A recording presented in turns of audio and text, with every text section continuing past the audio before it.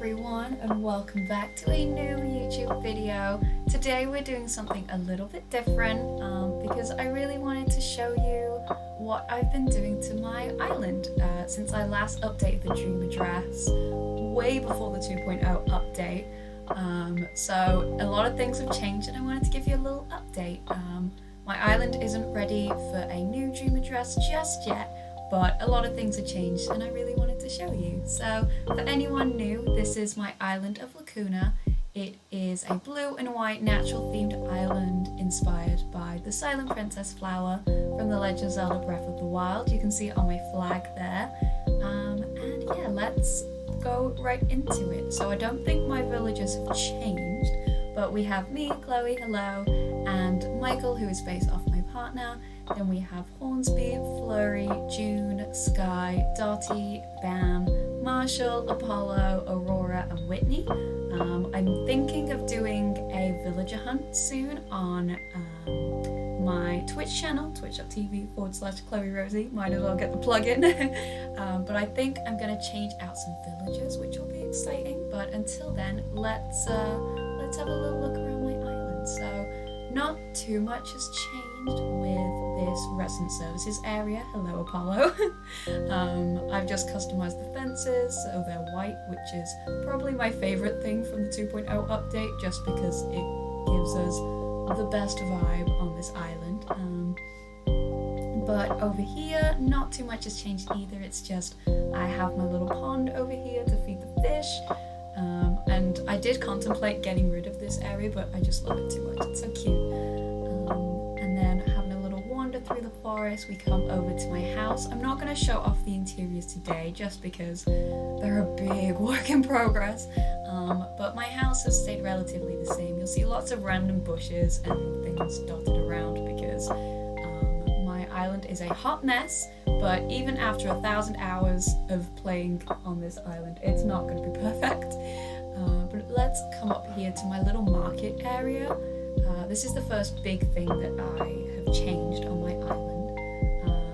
It's not based off anything in particular, but I just wanted a cute area that shows off the Nook's shop and the Able Sisters as well.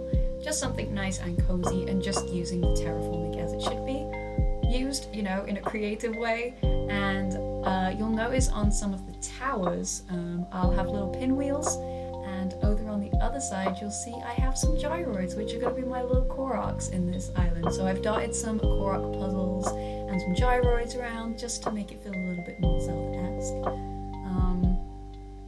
And it has to be set at 5 AM because I just love this time of day in this game so much. I remember in New Leaf where it was practically impossible to get the early morning, like, blue-purple glow, and now it's just every day and I love it. But here's my next area that I changed. I wanted to recreate some areas from Breath of the Wild, and this was one of them. It's Xanadu Park Ruins, where you can get one of the memories. And yes, I do have a glow-up reindeer there as the horse statue, but I really love it so far. I think this area needs a glow up because I didn't really change it after the 2.0 update, but I really like it so far. It just needs a couple more details and then it'll be okay. This next area will be probably my favorite so far. I really love it, but I had the Sacred Grounds ruins on my island before, but with the 2.0 update and all of these gorgeous pillars and the castle walls, I've managed to recreate it, and I'm in love with this area. One of my viewers mentioned about having the blue music box up here to look like the treasure chest you can find, which I loved. And then there's a little Korok up there too. And it just feels so much more natural and overgrown. And over here there's a little camper with like the Stonehenge to be like ruins. Oh, I just love it so much.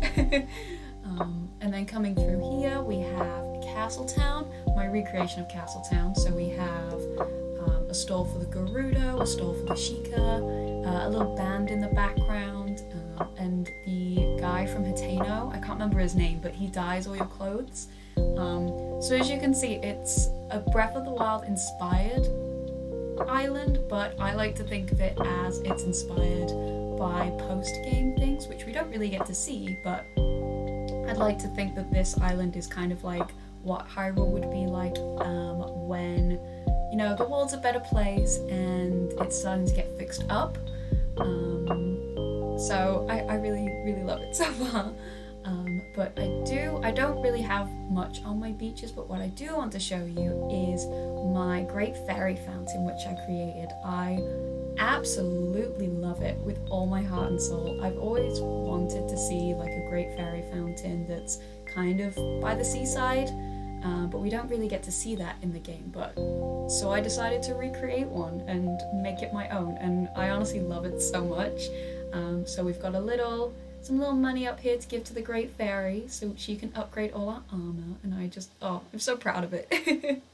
I've never really fallen in love with my island as much as I have since the 2.0 update, and I'm really happy with it so far. So this area, as you can see, it's a big work in progress, but I wanted to recreate I guess it's kind of like garden core, regal core, but I wanted to create an area in front of the museum inspired by the gardens in Ocarina of Time, like the ones you sneak through to get to see Zelda for the first time. So it's not anything, there's no direct references here, but I just thought it would be a nice cute garden with a little pavilion at the bottom, which is kind of like the one in Breath of the Wild, I guess, but it's in ruins then. Up here I'm thinking of putting some more castle items up, but we'll see. But we've got a little study up here where Zelda would be working hard, looking at all the ancient materials and all that. And then over here we have our Sunken Waterfall, which I love. This took me so long to complete, but I'm really happy with how it turned out. And then over this bridge here we have what I'm gonna try to make as Tarrytown. So I've started here. As you can see, I've just thrown some fences around to see if it works, but I think I'll change it. But we have the goddess statue in the middle, and the houses are very similar, but with just slight differences like door colours and roof colours, but they're all pretty uniform. And then I'm going to make the yard similar to the stores in Tarrytown, so this house here might be like the seamstress, like Ronson, and then I don't know, somebody might be making jewellery, or I don't know. I'm just gonna have a little look at my Tarrytown area because it's a big work in progress. And then down here we have a bit of my island that we're not going to look at because I don't know what I'm doing here. But it's going to be a little transition area. But this part here is probably my favourite part of the island. It's inspired by, what's the name of it? I think it's Urch Plains in Breath of the Wild, so it's where you get one of the memories. One of my favourite memories in the game, particularly because you can see a little frog down here by me. So it's a little reference to that memory there, and right behind it is a kind of not so secret entrance to my version of the Spring of Power, which I kind of see as Skyview Spring as well from Skyward Sword, so I try to bring in a lot of inspiration from both those places. And as you can see, I've thrown around all of the 2.0 items with all the glowing moss and the vines, and I just am in absolute love with this area. It's my favourite part of the island for sure, because even just small details like having the moon behind the goddess statue, which is the Valiant statue I think in this game, just makes it feel so much more magical and ethereal. And in lots of the cutscenes in Breath of the Wild and some in Skyward Sword, the moon is behind the statue and it looks very like spooky and mysterious. I love it. But yeah, this is definitely my favourite area that I've done, and it's only been recent that I've glowed this area up. So yeah, I'm really proud of it. So over here we have another little Korok puzzle, and down here a little campsite for our weary travellers who want to take a break. And then over here we have a little recreation of the shrines from Breath of the Wild, which it's not a perfect recreation, but I'm really proud of it. I realise I haven't mentioned about any of the designs, they are not mine. I have a link to my card in the description box below, where you can see a link to a website with most of the designs I've used on this island. I just need to update it. But yeah, you'll find that. And then this area at the back where my second villagers house Michael, this has changed quite a lot, because before it was just a pretty generic orchard and sort of farm area, but I'm really happy with how it's come out now, because it feels like it unintentionally became Hateno Village inspired, which is why I have the little lanterns out, and then by the campsite here I have the like horn statue in the background, which I love. I just wanted to have that little reference there. And then as we walk through the farmland, we come over to Michael's house here, which is kind of cottagecore, I suppose, but I'll figure out what I'm doing with his house later. But we've got some windmills in the background, like in Hateno, and then the orchards, and also over here we have the little rocky mound where you can get the ancient flame to carry it through town, which I love. There's a little secret beach back here for me and Michael to hang out, and over to the right there's a little glimpse of a washing area, which I'm really proud of. I haven't really changed this since I first made it. I don't know how long ago, but I'm really happy with it, so I'll probably add a few 2.0 items later.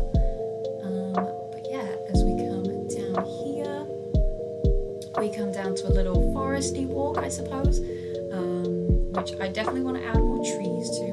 There's butterflies around my face. And we have Aurora and Bam, who I'm probably going to move around, but that'll come later. And we have a little puzzle over here with the original design that I used by Bramble Crossing, I think, so I'm going to swap that out for Gyroid at some point. And then we come further down, and it's just a generic sort of foresty walk, but I'm really happy with it so far. And I had to give one of the Koroks some maracas like Hestu. And then over here we have June and Hornsby, whose area I'm really going to change up. It hasn't really changed for a while, but I'm going to make this sort of Lurlin inspired, but that will depend on what villages I change out. And yeah, we come back over to the first part of our island. So this is how it's looking so far. Hold on. Oh. No, I'm sorry, I'm a little busy. I thought he was gonna ask to move out. Anyway. Okay, that would have been perfect, but anyway. That is how Lacuna is looking so far. I really hope that you like how it looks. I've put so many hours into this island and it's not even done yet. But hopefully this is just a little reminder to everyone that your island doesn't need to be perfect. As long as you're happy with it and you love it, then it doesn't matter how many filters people put on their island pictures or anything like that. Just make an island that you love, even if it's not yet ready. So yeah, thank you all for watching. I hope you really enjoyed it. If you did enjoy it, then do give it a like and let me know what you thought of my island before the updated dream address comes out. I'll put the original DA in the description box as well, so you can go and see the pre-2.0 Lacuna. But yeah, as I mentioned before, I stream live on twitch.tv/ChloeRosie, so if you like this sort of content, then go and follow me there so you get notifications of when I go live. And don't forget to sub here so you know when I post new videos for Animal Crossing or Twitch clips or little compilations of random things that I've done whilst on stream. But until then, I love you all so much. Whoops, I pressed the wrong button. Have a wonderful day. Go and put some good into the world, and I will see you all very, very soon. Bye, friends.